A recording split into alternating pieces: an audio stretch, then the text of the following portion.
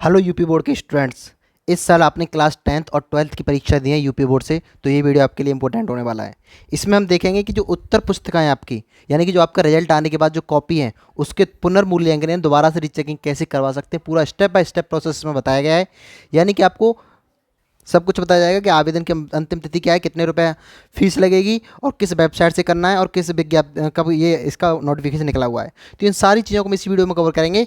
तो last date होने वाली 17 मई, यानी 17 मई से पहले पहले आपको आवेदन कर देना है।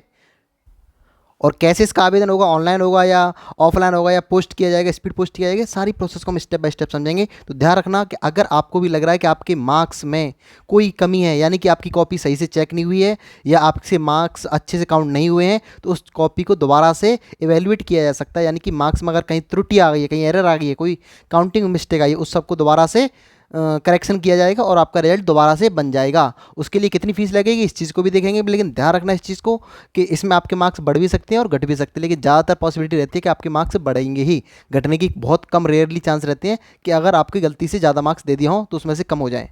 तो ध्यान रखना, सोच समझ के विचार करके आपको रीचेकिंग के लिए डालना है। और रीचेकिंग के लिए कैसे डालना है, सारी चीज़ों को हम आगे समझते हैं। चलिए वीडियो को करते हैं शुरू। और चैनल बनाइए तो प्लीज़ चैनल को सब्सक्राइब कर लेना, और वीडियो पसंद आई तो सभी मित्रों के साथ, सभी दोस्तों के साथ, सभी अपने सहपाठियों के साथ जरूर शेयर कर देना, क्योंकि आपकी हेल्प से ये चैनल ग्रो होगा और इस पर बढ़िया बढ़िया कंटेंट आपके लिए बेनिफिशियल आएगा।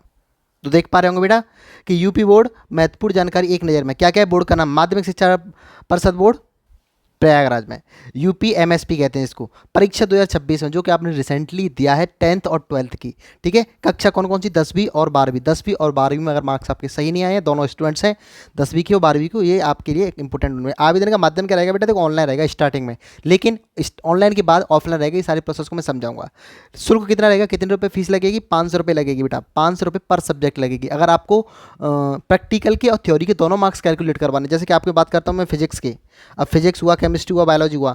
अब इसमें मैं बात करता हूँ कि आपके मार्क्स कितना हुआ है, 70 मार्क्स का हुआ है, और 30 मार्क्स का क्या होता है, स्कूल की तरफ से थ्योरी होती है। लेकिन इसमें भी आपको गड़बड़ी दिख रही है, तो आप क्या कर सकते हो? अगर आपको सिर्फ और सिर्फ 70 मार्क्स की चेकिंग करवानी है तो आपके 500 रुपये एक सब्जेक्ट की। अगर आपको प्रैक्टिकल की भी कॉपी चेक करवानी है तो इसमें कितने लगेंगे आपके? 500 रुपये अलग से। यानी कि अगर दोनों चेक करवानी है, यानी कि आपको 1000 रुपये सबमिट करने पड़ेंगे एक सब्जेक्ट के। अगर 2 सब्जेक्ट करने होगा तो 2000 रुपये, 3 सब्जेक्ट करने होंगे तो 3000 रुपये। तो इस वजह से सोच समझ के देखना कि आपको जहाँ भी डाउट लग रहा है कि हमारी कॉपी चेक सही नहीं हुई है अच्छे से, तो उसी सब्जेक्ट में आपको अप्लाई करना है। ठीक है, आवेदन की अंतिम तिथि क्या होने वाली बेटा? 17 मई से पहले पहले दिन आवेदन, पहले पहले आवेदन कर देना है आपको। ठीक है, 17 मई की बात करोगे तो ये लिया नहीं जाएगा। उस इवन 17 मई से नहीं है, अगर पहले ऑनलाइन करना पड़ेगा फिर ऑफलाइन करना पड़ेगा, तो आपको अभी से स्टार्ट कर देना है, लेकिन ज़्यादा देर लेट ना हो जाए। कब कब ये जारी हुआ बेटा? 23 अप्रैल से प्रक्रिया शुरू हो गई है। आप 23 अप्रैल के बाद आप किसी ने बच्चे ने अप्लाई कर भी दिया होगा, अगर नहीं किया तो प्लीज़ जल्दी से जल्दी कर लेना, क्योंकि टाइम लगता है। ऑफलाइन भी पोस्ट भी करना पड़ता है, तो उसमें बहुत टाइम लग जाता है, डिले हो जाएगा, तो आपकी पैसे भी वेस्ट जाएंगे और कॉपी दोबारा चेक हो नहीं पाएगी। तो इस वजह से तुरंत 2-4 दिन के अंदर अंदर अभी फटाफट से स्टार्ट कर दीजिएगा। ठीक है, कौन सी वेबसाइट पर करना है? upmsp.education.in, इस वाली वेबसाइट पर अगर अगर आप नहीं कर पा रहे हो तो आप अपने आसपास साइबर कैफे पे जाके वहाँ पे कर सकते हो। जारी करता कौन है? सचिव माध्यमिक शिक्षा बोर्ड। यहाँ पे आप देख पा रहे हो, ये लेटर है आपके सामने, सब कुछ लिखा हुआ है कि 500 रुपये देना है और कब तक कर देना, लास्ट डेट, सारी चीज़ें। और ये आपके सचिव की लेटर है। तो ये हमारे पास सारी चीज़ें हैं। चलिए स्टेप बाय स्टेप करते हैं कैसे प्रक्रिया को चालू करना है, यानी कि कैसे हमको अप्लाई करना है और क्या क्या स्टेप्स को फॉलो करना है। चलिए स्टार्ट करते हैं आगे।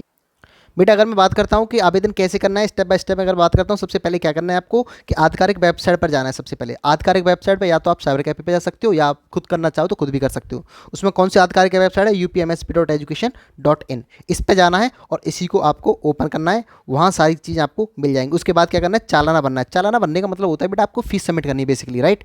आपको वहाँ पर जैसे ही आप सबमिट करोगे तो वहाँ पर आपको फीस जमा करनी पड़ेगी, और निर्धारित शुल्क, यानी कि जिस सब्जेक्ट के हिसाब से आप, एक सब्जेक्ट में, 2 सब्जेक्ट में, 3 सब्जेक्ट, जितने भी करना चाह रहे हो उसी हिसाब से आपकी फीस वहाँ पे सबमिट होगी राज्य के कोषागार में, यानी कि जो एजुकेशन डिपार्टमेंट है उसमें जाके आपको, यूपी के एजुकेशन डिपार्टमेंट में जाके सबमिट हो जाएगा। ठीक है, चालाना भरते समय सभी जानकारी सही दर्ज करें, यानी कि सभी डिटेल्स आपको जो भी है आपकी मार्कशीट के, मतलब आपका जो रोल नंबर है वो, सारी डेट ऑफ बर्थ और आपका नाम, एड्रेस, ये सारी चीज़ आपको क्या है अच्छे से फिल करनी है, राइट। उसके बाद क्या करना है? ऑनलाइन आवेदन फॉर्म फिल करें। उसके बाद क्या करना है? जैसे ही आप ऑनलाइन आवेदन फिल कर देंगे उसी आधिकारिक वेबसाइट पर, उस पर क्या करना है? आवेदन फॉर्म करना है, उस पर अपना रोल नंबर, नाम, विषय और अन्य सब्जेक्ट आवश्यक वो जानकारी आपको सबमिट कर देनी है। ठीक है, उसके बाद क्या करना है? उसका प्रिंट आउट लेना बेटा। क्या लेना है? उसका प्रिंट आउट लेना, यानी कि आपने अप्लाई किया है, वहाँ से प्रिंट आउट लेके और उस प्रिंट आउट के साथ जो आपने मूल चालान है यानी कि आपने जो फीस सबमिट की है वो दोनों प्रिंट आउट को सबमिट करके दोनों को कलेक्ट करके आपको एक साथ इकट्ठा कर लेना है। उसके बाद क्या करना है, मूल चालान को सत्यापन के लिए संलग्न करना है, यानी कि एक साथ इकट्ठा कर लेते हैं। उसके बाद क्या करना है, ये बहुत ज़्यादा स्टेप इंपॉर्टेंट स्टेप है। उसके बाद क्या करें, रजिस्टर्ड डाक से भेजें। अब क्या है, आपको ऑफलाइन रजिस्टर्ड स्पीड पोस्ट करना पड़ेगा।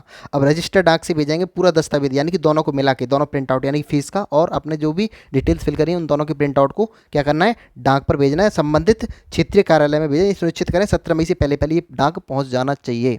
अब ये क्षेत्रीय कार्यालय क्या होगा, आप अपने पास जाएंगे तो वहाँ पर देखेंगे कुरियर में कि वहाँ पे आपको एक नंबर देता है, टोकन नंबर। उससे क्या है कि आप अपनी स्पीड पोस्ट को ट्रैक कर सकते हो, कहाँ पर पहुँचा, कितने टाइम में पहुँच जाएगी, सारी चीज़ आपको सबमिट हो जाएगी। इससे आपको प्रूफ मिल जाएगा। तो इस तरीके से आपको जल्दी से जल्दी ये चीज़ सबमिट कर देनी है। और अपने आपको अगर देखना है कि आपको अगर मार्क्स कम आए हैं तो अपने मार्क्स को इंप्रूव करवा सकते हैं। बट यार ध्यान रखना, इस चीज़ में आपकी कॉपी चेक नहीं होगी, सिर्फ और सिर्फ काउंटिंग चेक होगी दोबारा से, यानी कि कहीं एरर तो नहीं होगी काउंट करने में। ये ऐसा तो नहीं कि कोई क्वेश्चन है, आपका जो आंसर लिखा है उसका क्वेश्चन का मार्क्स नहीं दिया है आपको, यानी कि आंसर का मार्क्स नहीं दे पाए हैं, तो उसमें बस इतनी सी चेकिंग हो। ये नहीं कि दोबारा से चेकिंग हो जाएगी कि इस पर पूरे मार्क्स दिए हैं कि नहीं दिए हैं। यानी कि अगर आपको जहाँ पे मार्क्स दिए हैं वो दोबारा से चेक नहीं होगा। अगर कोई छूट गया है मार्क्स देने पे, आपने सॉल्यूशन लिखा है उसका और वहाँ मार्क्स नहीं मिला है, वहाँ पे आपको चेकिंग होगी। और कोई काउंटिंग में पूरी मिस्टेक हो गई है, यानी कि आपने पूरी कॉपी में अगर कोई दोबारा से काउंटिंग होगी और उसमें कोई मिस्टेक होगी तो दोबारा से रीचेकिंग होगी, दोबारा से रिकाउंट होगा और उसके बाद आपका रिजल्ट आएगा। अच्छा, ध्यान रखना इस चीज़ को, पेशेंस रखना। इसको 15 दिन से 20 दिन के आसपास टाइम लग सकता है। 17 मई के बाद यानी कि पूरा मई मान लो और मिड जून तक आपका रिजल्ट फाइनल हो पाएगा। तो इसलिए जल्दी पेशेंस रखना थोड़ा सा और आपका रिजल्ट अपडेट होके आएगा। चलिए मिलते हैं अगली वीडियो में। चैनल बनाए तो प्लीज़ चैनल को सब्सक्राइब कर लेना और वीडियो इन्फॉर्मेटिव लगे तो प्लीज़ अपने दोस्तों के साथ शेयर जरूर करना।